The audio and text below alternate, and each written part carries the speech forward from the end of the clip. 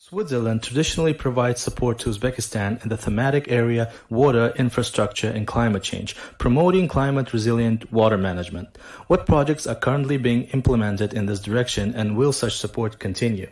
Yes, of course, this commitment will continue, and it's even strengthened. We all know that we face a huge problem with regard to the water resources. On the one hand, we have decreasing water resources. This is also linked to the climate change. And on the other hand, we have an increasing demand for the water resources, also linked to the growth of the population. And to tackle these challenges, we even need to further strengthen our cooperation with the responsible ministries, with the Ministry of Water Resources Management and the Ministry of Communal Services and Houses for the strengthening of the access to water for food and the water for life. Now, what projects are we following up? First of all, let me emphasize the important support to the national water resources management reform. Switzerland is working there in close partnership with the government of Uzbekistan and in a very successful partnership.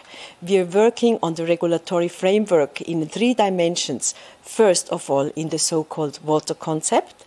Second, in the water strategy. And thirdly, in the water code. And all this together is an extremely important part of the reform for the regulatory framework of an integrated water resources management. A very important element of this support is the promoting of the water-saving technologies and also of developing and introducing new ICT instruments, because the digitalization of all the water resources management is a key element for a successful and efficient use of the water resources. We have there a very good progress, and I would like to emphasize also the successful collaboration, in particular with promoting women in water-saving technologies.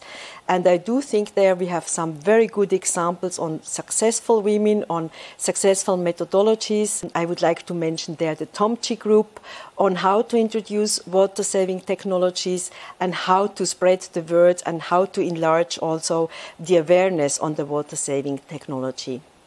Then a second element is support to the access to the drinking water and sewage system. There I do think Switzerland has a very successful program implemented on the rural water and sanitation supply, I would say even 15 years. And this project focused on promoting community-based management of water resources. And this was so successful that last year it was decided by a presidential decree to roll out this pilot and to envisage a countrywide coverage of such a model. The third element still in access to drinking water I would like to mention is the successful Sridaria water supply and sanitation project. What does it mean? There, Switzerland, in partnership with the responsible authorities, has provided a new pumping station which is now providing safe drinking water to more than 300,000 people 24 hours a day, 7 days a week. So I do think these are a good example on how we can strengthen our partnership and strengthen also the integrated water resources management. Important to mention here is also the dimension of the climate change. And we all know that this is one key challenge we are facing nowadays. So Switzerland is also in close partnership with the government and other international partners focusing on a river basin approach.